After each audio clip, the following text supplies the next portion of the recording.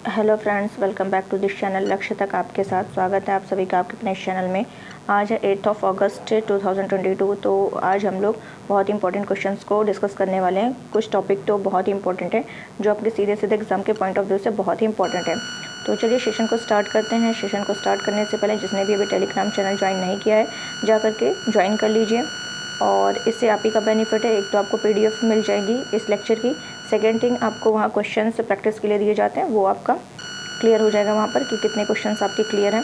तो आप जाकर उसको ज्वाइन कर लीजिए। बाकी चलिए हम लोग सेशन को स्टार्ट करते हैं। सेशन को स्टार्ट करने से पहले आज का मोटिवेशन कोट देख लेते हैं। असल में हम सफल तभी होंगे जब हम सफल होने की ठान लेंगे। बिल्कुल, जब तक आप उसको डिसाइड नहीं कर लेते हैं, आपके अंदर दृढ़ संकल्प नहीं होता है कि हम मुझे ये करना ही करना है, तब तक आप सफल नहीं होंगे। तो इसके लिए आपके अंदर आत्मविश्वास होना चाहिए, दृढ़ संकल्पित होना चाहिए, तभी आप किसी चीज़ को पा सकते हैं।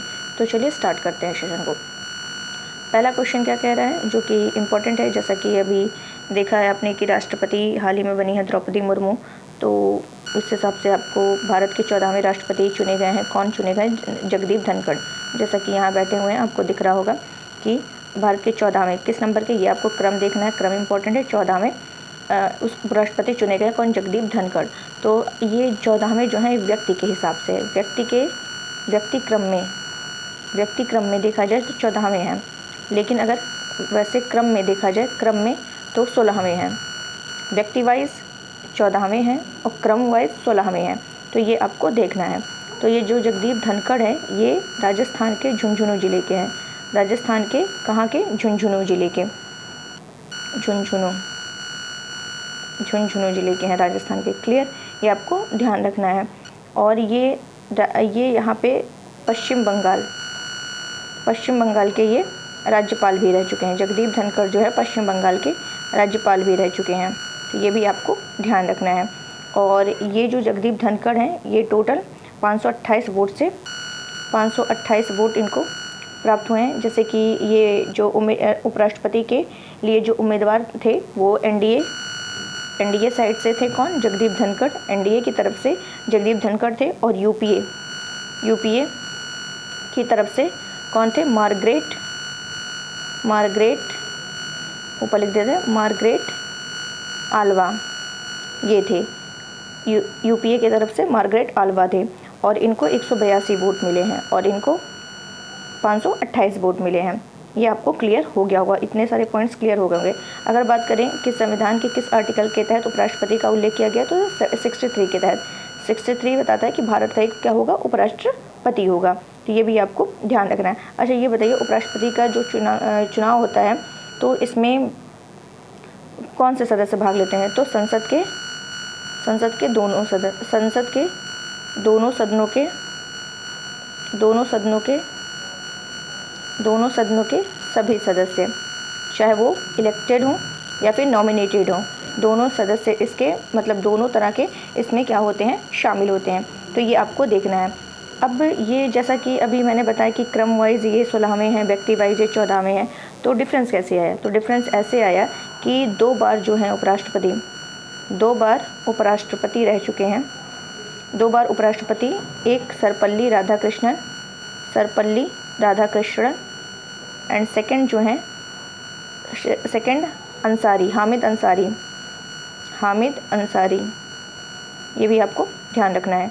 तो ये दोनों 2 बार उपराष्ट्रपति रह चुके हैं। तो इस हिसाब से इनका ये आपको ध्यान रखना है। और दूसरा आपको क्या ध्यान रखना है? ये शपथ कब लेंगे? 11 अगस्त को लेने वाले हैं, क्योंकि इस समय जो वेंकैया नायडू हैं, ये 10 अगस्त को इनका कार्यकाल ख़त्म होगा और 11 अगस्त को ये क्या करेंगे? शपथ लेंगे। कौन? जगदीप धनखड़। तो उम्मीद है सारे क्वेश्चंस आपको बहुत ही क्लियर हो गए होंगे। चलते हैं नेक्स्ट क्वेश्चन की तरफ। सेकंड नंबर का क्वेश्चन देख लेते हैं। इंपॉर्टेंट क्वेश्चन, हाल ही में चर्चा में रहा मिशन रफ्तार क्या है? तो चर्चा में रहा मिशन रफ्तार क्या है? तो ये क्या है? मालगाड़ियों की औसत गति को दोगुना करने और सुपरफास्ट मेल और एक्सप्रेस ट्रेनों की औसत गति को 25 किलोमीटर प्रति घंटे तक बढ़ाने के लक्ष्य को प्राप्त करने के लिए रेल मंत्रालय की एक पहल है। तो मिशन रफ्तार किसकी पहल है? रेल मंत्रालय की। तो क्या करना है इसमें? मालगाड़ियों की जो औसत गति है उसको दोगुना कर देना है और सुपरफास्ट मेल और एक्सप्रेस ट्रेनों की औसत गति को 25 किलोमीटर प्रति घंटे की, कितने किलोमीटर? 25 किलोमीटर प्रति घंटे तक बढ़ाने के लक्ष्य को प्राप्त करने के लिए रेल मंत्रालय की एक पहल है। तो ये आपको क्लियर हो गया होगा। भारतीय रेलवे ने जो यात्री ट्रेन है उनके अलावा मालगाड़ियों की स्पीड को बढ़ाने के लिए मिशन मोड में काम शुरू किया है, जिसे मिशन रफ्तार का नाम दिया गया है। क्लियर हो गया होगा। और रेल मंत्रालय जो है ये मालगाड़ियों की औसत स्पीड को दोगुना करने, सुपरफास्ट मेल और एक्सप्रेस ट्रेनों की औसत रफ्तार 25 किलोमीटर प्रति घंटे के हिसाब से बढ़ाने के लक्ष्य के साथ इस मिशन पर ये क्या कर रहा है, काम कर रहा है। और मिशन रफ्तार जो है एक स्टैंड अलोन परियोजना नहीं है, और मिशन रफ्तार के तहत फंड के समग्र आवंटन उपयोग की मात्रा निर्धारित नहीं की जा सकती है।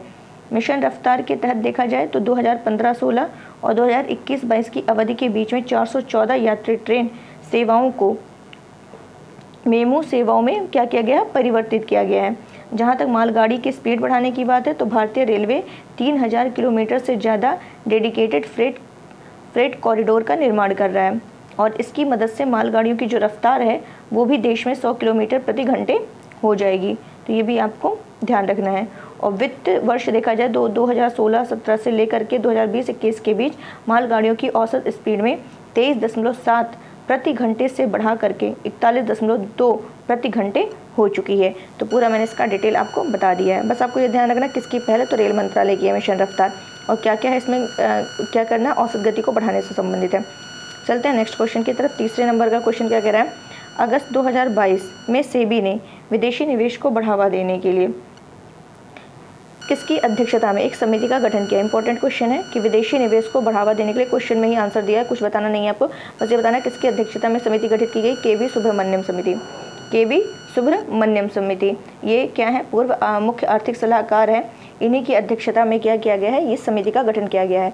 किसके लिए किया गया है, विदेशी निवेश को बढ़ावा देने के लिए, विदेशी इन्वेस्टमेंट को, निवेश को बढ़ावा देने के लिए ये स्टार्ट किया गया है। बस यही आपका मकसद है। तो सेबी का फुल फॉर्म क्या है, ये है आपका भारतीय प्रतिभूति और विनिमय बोर्ड।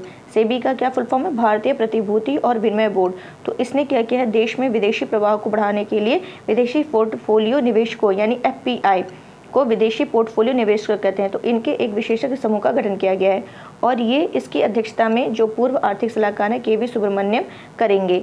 और इसमें विदेशी bank, stock exchange, depository, RBI का प्रतिनिधित्व करने वाले 14 अन्य सदस्य भी इसमें क्या होने वाले, शामिल होने वाले हैं। तो ये भी आपको क्लियर हो गया होगा। सेबी की बात करें कि सेबी की स्थापना कब हुई थी, तो कब हुई थी, हुआ था 1988 में, लेकिन ये इसका एक्ट कब बनता है, 1992 में।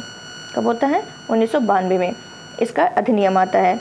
और सेबी की जो अभी पहली महिला हेड बनी है वो कौन है, माधवीपुरी बुच। माधवीपुरी बुच,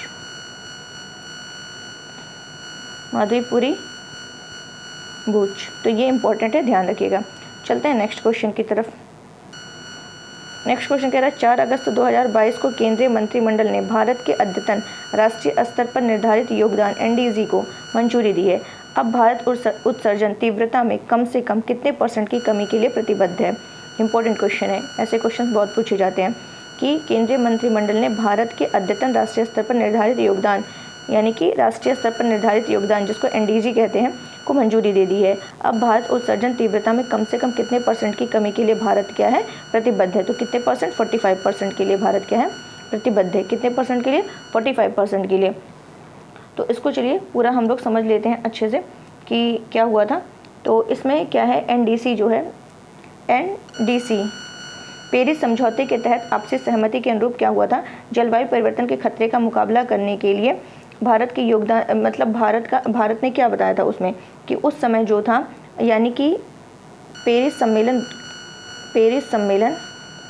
एक मिनट, पेरिस सम्मेलन जो हुआ था, पेरिस समझौता जो हुआ था, कब हुआ था, COP21 में हुआ था। COP21 में कब हुआ था, 2015 में, 2015 में हुआ था। तो इसमें ये बताया था, इसमें हर देश ने क्या किया था, इसमें ग्रीन हाउस गैस उत्सर्जन को कम करने का लक्ष्य रखा गया था। पेरिस समझौता COP21 में जिसका उद्देश्य क्या था, ग्रीन हाउस गैस उत्सर्जन को कम करना। और इस 2015 में पेरिस समझौते में ये लक्ष्य रखा गया कि हर देश इसमें कितनी कमी का लक्ष्य करेगा, इसी को NDC कहा गया। ये राष्ट्रीय स्तर पर NDC, इसी को NDC कहा गया। क्या कहा गया कि हर देश इसमें कितनी कमी का लक्ष्य करेगा, इसी को NDC कहा गया। और भारत का लक्ष्य कितना था उस समय, 33 से 35% उत्सर्जन कम करने का लक्ष्य था। कितना? 30 से 35%। उस 33 से 35% उस समय इसका लक्ष्य था। अब क्या है, लक्ष्य बढ़ा दिया गया है। कितना कर दिया गया? 45% कर दिया गया उत्सर्जन। ये आपको ध्यान रखना कि 45% तक ये क्या करेगा? कम करेगा। ये इसने क्या किया है? लक्ष्य रखा है। और आगे बात करें हम लोग कि जो गैर जीवाश्म ईंधन है, गैर जीवाश्म ईंधन, ये स्रोतों से विद्युत उत्पादन की जो क्षमता को बढ़ा करके इसने कितना कर दिया है? इसने कर दिया है, पहले तो 40% था, लेकिन अब क्या कर दिया है? 50% कर दिया। गैर जीवाश्म ईंधन से ये क्या किया? इलेक्ट्रिसिटी बनाने के लिए इसने जो 40% का लक्ष्य था उसको 50% कर दिया है। और नेट जीरो उत्सर्जन का लक्ष्य तो आप लोग को पता है, 2070 तक भारत का लक्ष्य कि तब तक हम लोग पालेंगे, ये उसका लक्ष्य है। तो ये जो NDC है, इसके अनुसार भारत अब 2030 तक 45% तक कम करेगा कार्बन उत्सर्जन। ठीक है, उत्सर्जन तीव्रता को 45% तक कम करेगा और 2030 तक गैर जीवाश्म ईंधन आधारित ऊर्जा संसाधन से लगभग 50% विद्युत शक्ति की क्षमता प्राप्त करने के लिए ये क्या है? प्रतिबद्ध है। और नेट जीरो एमिशन पूछे तो 2070। तो ये तीनों पॉइंट आपको ध्यान रखना है, कहीं ना कहीं क्वेश्चन ये पूछा जाएगा, बहुत ही इंपॉर्टेंट है। चलते हैं नेक्स्ट क्वेश्चन की तरफ। प्रतिवर्ष राष्ट्रीय हथकरघा दिवस कब आयोजित किया जाता है? ये भी इम्पोर्टेंट है, ये भी इम्पोर्टेंट है। कब आयोजित किया जाता है? 7 अगस्त को मनाया जाता है हथकरघा दिवस। क्या हुआ था कि 1905 में, सन 1905 में वायसराय कौन था? करजन था। 1905 में वायसराय कौन था? करजन था। तो इसी ने बंगाल विभाजन, इसी ने क्या किया था? करजन ने ही 1905 में क्या किया था? बंगाल विभाजन किया था। 7 अगस्त बंगाल विभाजन किया था। और ये जो बंगाल विभाजन हुआ था ये धर्म के आधार पर हुआ था। बंगाल विभाजन जो हुआ था ये धर्म के आधार पर हुआ था। तो बंगाल विभाजन के विरोध में 7 अगस्त को क्या किया जाता है? 7 अगस्त 1905 को क्या किया जाता है? कलकत्ता के टाउन हॉल में स्वदेशी आंदोलन स्टार्ट होता है। स्वदेशी आंदोलन कलकत्ता के टाउन हॉल में स्टार्ट होता है। और इसी आंदोलन में ये कहा गया था कि क्या करो? स्वदेशी अपनाओ और विदेशी वस्त्रों का बहिष्कार करो। तो विदेशी वस्त्रों की होली जलाई गई। ठीक है, तो इसीलिए ये क्या क्या हथकरघा दिवस उस समय क्या इसको बढ़ावा दिया गया कि स्वदेशी को अपनाओ, स्वदेशी आंदोलन स्टार्ट किया गया। और पहली बार जो हथकरघा दिवस मनाया गया था 2015 में मनाया गया था। 2015 में पहली बार ये मनाया गया था। और ये पहला राष्ट्रीय हथकरघा दिवस जो है कहाँ पे? चेन्नई में प्रधानमंत्री नरेंद्र मोदी के द्वारा इसको स्टार्ट किया गया था। और इसका उद्देश्य क्या है? भारत में हैंडलूम के बारे में अधिक से अधिक लोगों के बीच जागरूकता पैदा करना और हैंडलूम से बने प्रोडक्ट का क्या करना है? यूज़ करना है। तो ये आपको क्लियर हो गया होगा। और इस बार जो हथकरघा दिवस मनाया गया उसका कौन सा संस्करण है? 8वां संस्करण है। कौन सा संस्करण है? 8वां संस्करण है। और 8वां संस्करण और किसका है? योग दिवस का। योग दिवस का भी 18वां संस्करण है। ये क्वेश्चन पूछा जा सकता है, इंपॉर्टेंट है, तो ये भी आपको ध्यान रखना है। और खादी और ग्रामोद्योग आयोग की स्थापना कब हुई थी? 1956 एक्ट के तहत हुई थी। खादी और ग्रामोद्योग आयोग की स्थापना 1956 एक्ट के तहत की गई थी, जिसके हेड अभी कल भी मैंने डिस्कस किया था, कई दिन से इसको डिस्कस कर रही हूँ। कौन है? मनोज कुमार है। तो ये भी आपको ध्यान रखना है। चलते हैं नेक्स्ट क्वेश्चन की तरफ।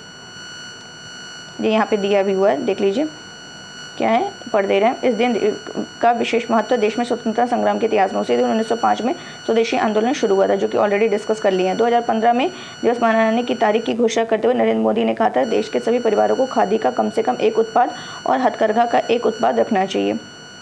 नेक्स्ट क्वेश्चन है, किस टाइगर रिजर्व में मोदी सर्किट विकसित किया गया है? मोदी सर्किट विकसित किया जा रहा है, तो कहाँ पर किया जा रहा है? कार्बेट में, कार्बेट टाइगर रिजर्व में, कार्बेट नेशनल पार्क में ये किया जा रहा है। तो राज्य का जो पर्यटन विभाग है वहाँ का, तो ये जिम कार्बेट नेशनल पार्क के अंदर बेयर ग्रिल्स के साथ, मैं आपको दिखा दे रही हूँ, इमेज है मेरे पास, ये है बेयर ग्रिल्स, ये है Bear Grylls, Bear Grylls, Bear Grylls. इन्हीं के साथ सर्वाइवल रियलिटी शो था। कौन सा रियलिटी शो था? सर्वाइवल रियलिटी शो था, Man versus Wild, Man versus Wild. तो इसी शो के तहत एक विशेष एपिसोड के दौरान नरेंद्र मोदी द्वारा देखी गई जगहों और गतिविधियों को शामिल करते हुए एक पर्यटन सर्किट बनाने की योजना बनाई जा रही है, जिसका नाम मोदी सर्किट होगा। तो यही इसमें बताया गया है। और बस इतना ही आपको ध्यान रखना कि मोदी सर्किट किस नेशनल पार्क में, किस कॉर्बेट टाइगर रिजर्व में, कहाँ पर, कॉर्बेट टाइगर रिजर्व में, कॉर्बेट टाइगर रिजर्व। अब ये कॉर्बेट टाइगर रिजर्व कहाँ है, उत्तराखंड में है, ये तो पता ही होगा कहाँ पर है, उत्तराखंड में है। और जिम कॉर्बेट जो है, जिम कॉर्बेट इसका पुराना नाम क्या है, इसका पुराना नाम जो है हेली नेशनल पार्क है, तो हेली नेशनल पार्क था और अभी नाम चेंज करके क्या कर दिया गया, Ramganga national park, Ramganga national park कर दिया गया है। तो ये भी आपको ध्यान रखना है। और अगर ये पूछ ले कि टाइगर स्टेट किस राज्य को कहा जाता है, मध्य प्रदेश को टाइगर स्टेट के नाम से जानते हैं, मध्य प्रदेश को टाइगर स्टेट के नाम से जानते हैं। और अभी हाल ही में नामीबिया से टाइगर लाने की घोषणा की गई है, 8 टाइगर लाए जाएंगे नामीबिया से और ला करके कहाँ रखे जाएंगे, कुनो नेशनल पार्क में, कहाँ रखे जाएंगे, कुनो नेशनल पार्क में। कुनो नेशनल पार्क कहाँ है, ये भी मध्य प्रदेश में है, ये भी मैंने डिस्कस किया था। टाइगर प्रोजेक्ट पूछ ले कब लाया गया, टाइगर प्रोजेक्ट कब लाया गया, तो लाया गया था 1973 में, 1973 में। और बाघ दिवस तो अभी मनाया ही गया है 29 जुलाई को। और एमपी को टाइगर स्टेट इसलिए कहा जाता है क्योंकि यहाँ पे कितने टाइगर हैं, 526 टाइगर हैं, ये भी आपको ध्यान रखना। और नवीनतम अभी नया टाइगर रिजर्व 53वें नंबर का कौन सा बना है, तो ये भी हम कई बार डिस्कस कर चुके हैं, गुरु घासीदास छत्तीसगढ़ का। चलते हैं नेक्स्ट क्वेश्चन की तरफ। हाल ही में किसने ऑपरेशन यात्री सुरक्षा का शुभारंभ किया है, हाल ही में किसने ऑपरेशन यात्री सुरक्षा का क्या किया है, शुभारंभ किया है, तो ये किसने किया है, ऑपरेशन यात्री सुरक्षा, तो किसने किया, रेलवे सुरक्षा बल के द्वारा ये स्टार्ट किया गया है। क्यों किया गया है ये ऑपरेशन यात्री, रेलवे सुरक्षा बल के द्वारा कई स्टार्ट किए गए हैं, जैसे ऑपरेशन उपलब्ध है। ऑपरेशन उपलब्ध किसके लिए था, टिकट कालाबाजारी को रोकने के लिए। और ऑपरेशन अमानत था, अमानत का मतलब ये था कि आपका जो खोया हुआ सामान है उसको सुरक्षित पहुंचाना, ये रेलवे के द्वारा स्टार्ट किया गया था। ऑपरेशन आहट था, आहट मतलब तस्करी रोकना, ये भी उसी के द्वारा स्टार्ट किया गया था। लेकिन ये जो ऑपरेशन यात्री सुरक्षा स्टार्ट किया गया है रेलवे सुरक्षा बल के द्वारा, तो ये स्टेशन पर आप बैठते हैं, स्टेशन से लेकर के जहाँ तक आपका लक्ष्य पहुँचने का वहाँ तक, यानी डेस्टिनेशन कह सकते हैं, तो यहाँ से यहाँ तक के जो दूरी है वहाँ तक का सुरक्षा का पूरा अधिकार किसका, रेलवे का है। तो ये आपको ध्यान रखना है। तो स्टेशन से डेस्टिनेशन तक का ये मतलब पूरी सुरक्षा, यात्रियों की पूरी सुरक्षा का ये इस योजना के तहत है। तो ये भी आपको क्लियर हो गया होगा। चलते हैं नेक्स्ट क्वेश्चन की तरफ। हाल ही में किसने 5 दिवसीय उपग्रह संचार अभ्यास स्काईलाइट आयोजित किया है, हाल ही में किसने स्काईलाइट आयोजित किया है, तो इसको भी हम लोग देख लेते हैं, स्काईलाइट किसने आयोजित किया है, तो ये है भारतीय सेना के द्वारा ये 5 दिवसीय उपग्रह संचार अभ्यास है, भारतीय सेना के द्वारा किया गया है। तो क्यों किया गया है भारतीय सेना के, ये भी ध्यान रखिएगा। स्काईलाइट किसके लिए किया गया है, तो ये जो सेना द्वारा जो भेजे उपग्रह हैं, सैटेलाइट्स हैं, सैटेलाइट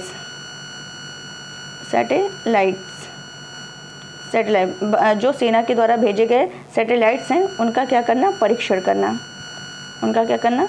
करना, यही इसका उद्देश्य है, किसका, स्काईलाइट। ठीक है, तो ये आपको ध्यान रखना, किसके द्वारा स्टार्ट किया गया, भारतीय सेना के द्वारा। नेक्स्ट क्वेश्चन है,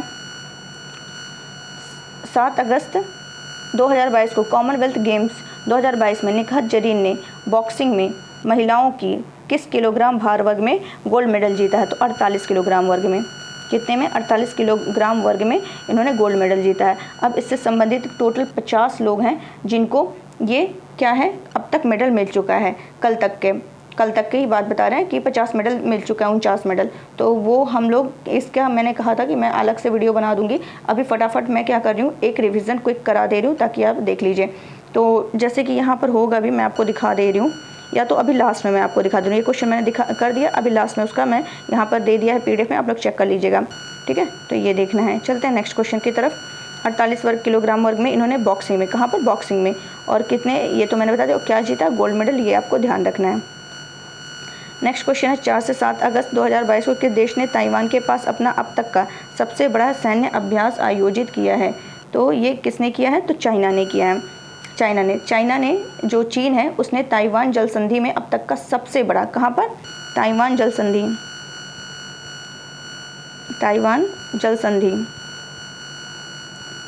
संधि में अब तक का सबसे बड़ा सैन्य अभ्यास शुरू किया है, जिसे चीन अपने क्षेत्र का अभिन्न अंग मानता है।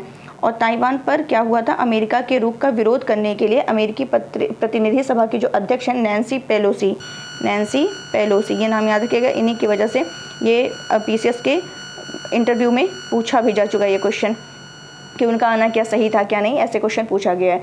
तो हर करंट पे जो भी टॉपिक चल रहा हो उस पर बिल्कुल ध्यान अपनी नज़र बना के रखिए। तो यहाँ पे क्या है कि नैन्सी, जो अमेरिकी प्रतिनिधि सभा की अध्यक्ष नैन्सी पेलोसी, इनकी यात्रा हुई थी यहाँ पे ताइवान में। तो उसी के एक दिन बाद चीन ने ताइवान जल संधि पर अब तक का सबसे बड़ा सैन्य अभ्यास शुरू कर दिया है, जिसे चीन अपने क्षेत्र का अभिन्न अंग मानता है। क्लियर। और सैन्य अभ्यास चीनी सेना द्वारा ताइवान को 6 क्षेत्र से घेरने के साथ शुरू हुआ है। 6 क्षेत्र के साथ घेरने का क्या किया है, घेरने के साथ शुरू हुआ है, जिसे चीनी सेना के द्वारा खतरे के क्षेत्र के रूप में नामित किया गया है। और चीन ने कई डोंग फेंग श्रेणी की बैलिस्टिक मिसाइलें भी दागी हैं, जो ताइवान के ऊपर से उड़ी और जापान के विशेष आर्थिक क्षेत्र में हुए। तो ये आपको ध्यान रखना कि अब तक का इसका सबसे बड़ा सैन्य अभ्यास आयोजित किया है किसके द्वारा, चाइना के द्वारा ये स्टार्ट किया गया है। तो चलते हैं फटाफट हम लोग कल का रिवीजन करते हैं। किस देश में दुनिया की पहली वर्टिकल सिटी द लाइन बनाई जा रही है, सऊदी अरब का नियोम सिटी है। और किस राज्य में राज्य पुलिस एकीकृत कमान और नियंत्रण केंद्र का उद्घाटन किया गया, जो देश में अपनी तरह का पहला ऐसा केंद्र है, तेलंगाना। विश्व अंडर 20 एथलेटिक्स चैंपियनशिप में 2 मेडल जीतने वाली पहली भारतीय बन गई हैं रूपल चौधरी, जो कि यहाँ मैंने दे दिया था आपको। बर्मिंघम राष्ट्रमंडल खेल 2022 में भारतीय पैरा लिफ्टर सुधीर ने कौन सा पदक जीता, रजत पदक जीता है। नेक्स्ट, नाविक के संबंध में कथनों में कौन सा गलत है, तो इसमें बताना था कौन सा गलत है। यह भूमि, वायु, समुद्र और आपदा प्रबंधन में नेविगेशन में मदद कर सकता है। अमेरिका की जीपीएस की तुलना में नाविक उपग्रहों को उच्च कक्षा में स्थापित किया गया है, या ये वाला सी वाला आपका गलत है। ठीक है, बाकी चलते हैं। 4 अगस्त 2022 को किस विभाग ने नशे से आज़ादी राष्ट्रीय युवा और विद्यार्थी संवाद कार्यक्रम का आयोजन किया है, सामाजिक न्याय अधिकारिता विभाग। किस देश ने चंद्रमा के लिए अपना पहला अंतरिक्षयान दानवी लॉन्च किया है, तो दक्षिण कोरिया। किस राज्य में स्थित ओंकारेश्वर बांध पर दुनिया का सबसे बड़ा फ्लोटिंग सोलर पावर प्लांट बन रहा है, तो मध्य प्रदेश के नर्मदा नदी। हाल ही में जारी वर्ष 2022 के लिए फॉर्च्यून ग्लोबल 500 की सूची में कौन सी कंपनी शीर्ष पर है, वॉलमार्ट है। वर्तमान में कैबिनेट सचिव कौन है जिनका कार्यकाल 5 अगस्त 2022 को 1 वर्ष के लिए बढ़ा दिया गया, राजीव गौबा। और फिर रक्षा अनुसंधान और विकास संगठन यानी इसरो ने laser guided anti tank guided missile ATGM का परीक्षण किस युद्धक टैंक से किया, अर्जुन से किया है। 5 अगस्त 2022 को RBI की मौद्रिक नीति ने रेपो रेट कितनी निर्धारित की, 5.40। मध्य प्रदेश आपका ये है, मध्य प्रदेश चर्चा में आया था इसलिए मैं बता दे रही हूँ, ये है। और उत्तराखंड आया था, उत्तराखंड दिखा दे रहे हैं जिसमें जिम कॉर्बेट नेशनल पार्क था, ये है उत्तराखंड। चलते हैं। और ये देखिए, निखत, अमित और नीतू ने जीते स्वर्ण, ये मैंने दे दिया है, आप लोग देख लीजिए। भाला फेंक एथलीट अनु रानी को कांस्य पदक जीता है।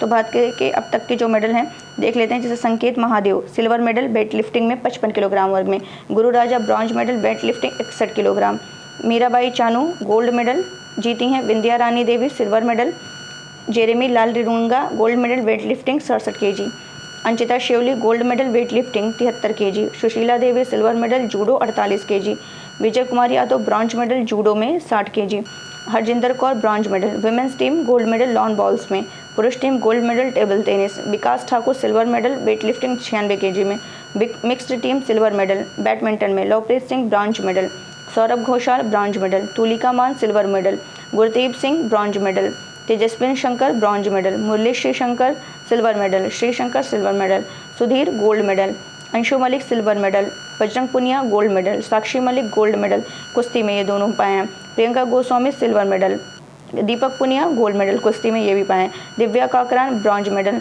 मोहित Grewal bronze medal, Avinash Sable silver medal, पुरुष team silver medal, Jaismine Lamboria bronze medal, Pooja Gehlot bronze medal, Ravi Kumar Dahiya gold medal, Vinesh Phogat gold medal, Naveen Kumar gold medal, Pooja Sihag bronze medal कुश्ती, Mohammad Hussamuddin bronze medal, Deepak Nehra bronze medal, Sonalben Patel bronze medal, Rohit Tokas bronze medal, Bhavina Patel gold medal important है para table tennis में, और भारतीय महिला team bronze medal hockey, Nitu Ghanghas gold medal boxing, Amit Panghal gold medal boxing, Sandeep Kumar bronze medal, Eldhose Paul gold medal, Abdulla Abu Bakar silver medal, Annu Rani bronze medal, Nikhat Zareen gold medal जो कि अभी हम लोगों ने डिस्कस किया 48 किलोग्राम वर्ग में, शरद कमल और साथियान सिल्वर मेडल।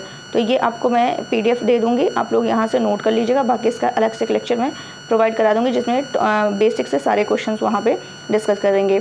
तो चलिए आज का बस यहीं तक रखते हैं। उम्मीद है आपको ये सेशन सारे समझ में आए होंगे, पसंद आया होगा। तो इसको ज़्यादा से ज़्यादा लाइक करिए, शेयर करिए और जो नए व्यूवर्स हैं प्लीज़ सब्सक्राइब करना ना भूलें। तो चलिए कल फिर मिलते हैं नए क्वेश्चंस के साथ, इंपॉर्टेंट क्वेश्चंस के साथ। आज के लिए बस इतना ही। Thank you so much.